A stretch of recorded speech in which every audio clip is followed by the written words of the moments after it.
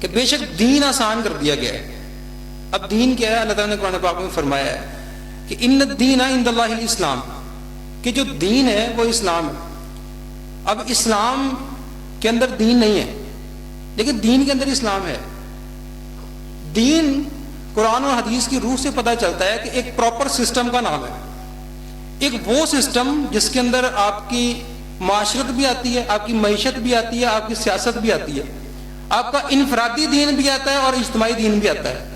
ان سب چیزوں کو، ان سب سسٹم کو ایک پراپر چلانے کا نام دین ہوتا ہے. تو دین کی جو خصوصیت ہے، دین کا جو انحصار ہے، وہ انسان کے سسٹم کے اوپر ہے. اگر اپنا انسان اپنی زندگی کا روزمرہ کا سسٹم اپنے اس دین کے سسٹم کے مطابق چلائے، اپنی تمام چیزوں کو، اپنے معاشرت کو، اپنے گھر گرہستی کو، اپنی سیاست کو، ایون کہ یہ بچے باتیں نہ کریں پلیز. اگر انسان اپنا جو دین کا سسٹم ہے اس کو اپنے سسٹم کے ساتھ ملائیں تب چلیں تو اس کا نام دین ہے. اصل میں دین کا یہ جو اللہ تعالیٰ نے قرآن پاک میں بیان کیا ہے کہ ان الدین عند اللہ الاسلام، کہ اللہ تعالیٰ نے بتایا ہے کہ دین سلامتی کا نام ہے، جو ایک عام چیز ہے.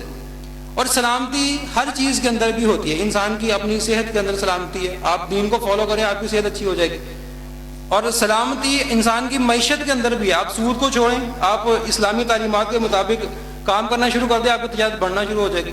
نبی کریم صلی اللہ علیہ وسلم اس کا جو بہترین نمونہ ہے، جب وہ شام میں گئے ہیں، آپ صلی اللہ علیہ وسلم نے لوگوں کو یہ بتایا نا کہ یار اے مال نقص رہا تو اے مال نہیں نقص رہا. جب آپ صلی اللہ علیہ وسلم نے ان پوائنٹس کے اوپر تجارت کی ہے تو آپ نے منافع کما کے واپس لے کے آئے.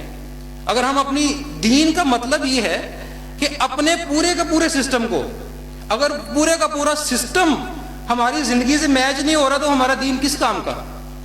اگر ہم 4 وقت نماز پڑھتے ہیں، 5 وقت نماز پڑھ کے اپنے آپ کو دیندار کہلا دیتے ہیں، نہ ہماری معیشت کنٹرول میں ہے، نہ ہماری سوسائٹی کنٹرول میں ہے، نہ ہمارا گھر ہی ہمارے کنٹرول کے اندر ہے.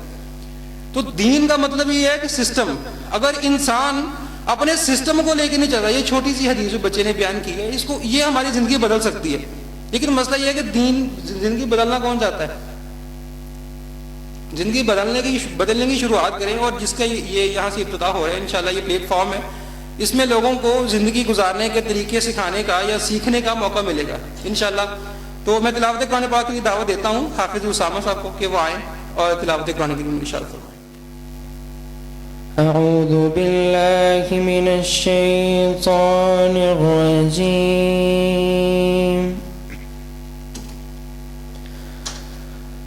بسم اللہ الرحمن الرحیم.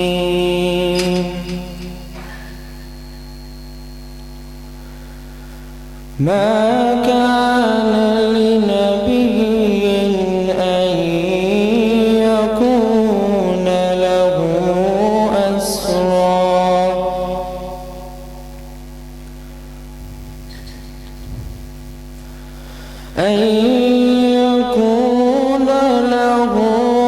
أسرى حتى يثخن في الأرض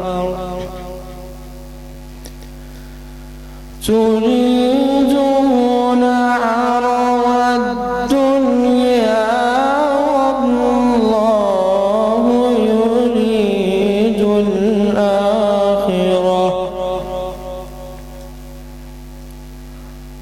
والله عزيز حكيم.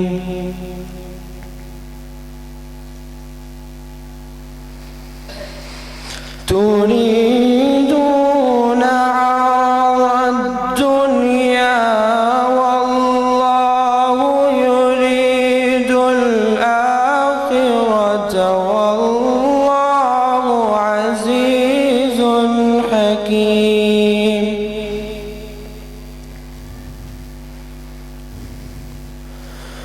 لولا كتاب من الله سبق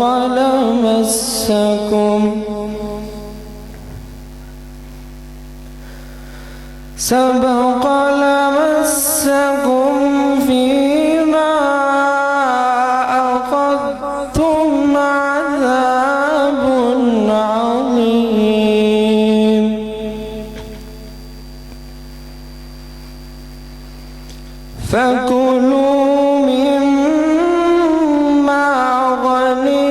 علمتم حلالا طيبا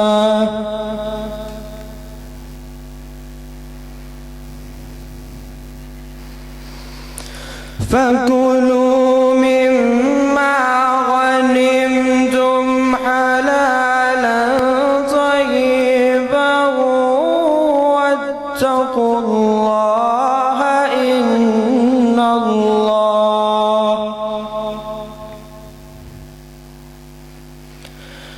إن الله غفور رحيم.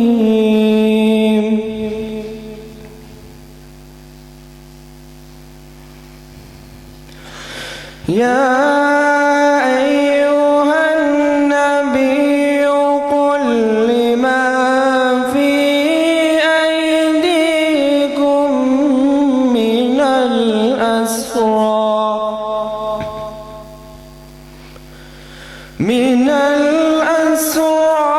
إن يعلم الله في قلوبكم خيرا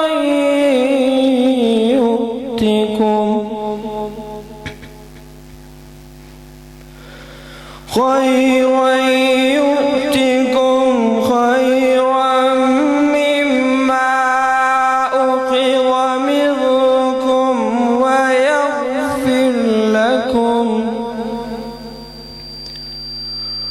والله عليم حكيم. وإن يريدوا خيانتك فقد خانوا الله من قبل فأمكن منهم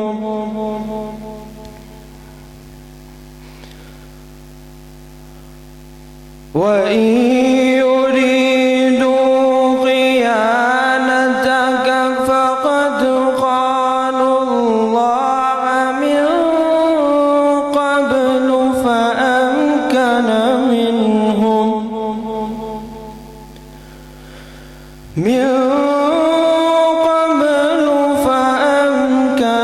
منهم والله عليم حكيم. أعوذ بالله من الشيطان الرجيم. واتبعوا ما تتلو الشياطين على ملك سليمان وما كفر سليمان ولكن الشياطين كفروا يعلمون الناس السحر وما أنزل على الملكين ببابل هاروت وماروت وما يعلمان من أحد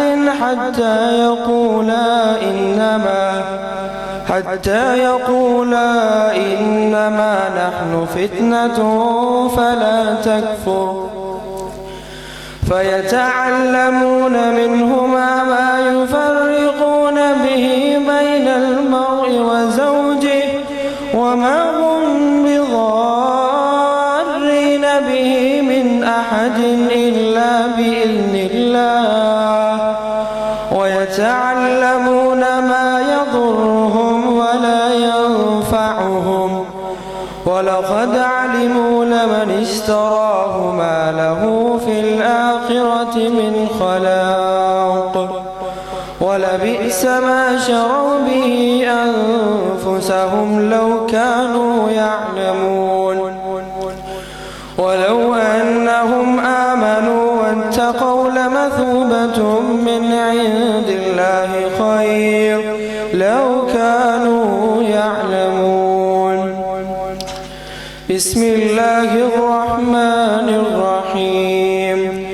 أرأيت الذي يكذب بالدين فذلك الذي يدعو اليتيم ولا يحض على طعام المسكين فويل للمصلين المصلين الذين هم عن صلاتهم ساهون الذين هم يراءون ويمنعون الماعون